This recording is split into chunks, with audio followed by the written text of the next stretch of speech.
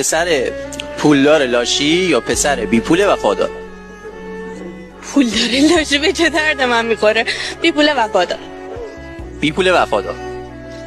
چرا؟ خب حداقل مال منه. میدونین حالا اون کسی که لاشه خب برای همه خرج میکنه، برای منم خرج میکنه.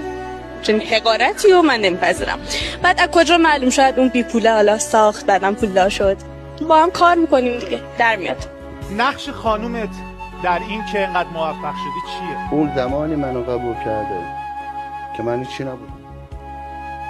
یه بود زمانی که هیچی نداشتم کنارم،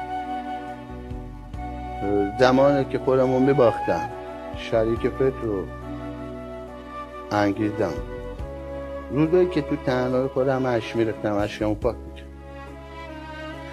من روزایی بود گذروندیم که لوازم خونگی هم نداشتم.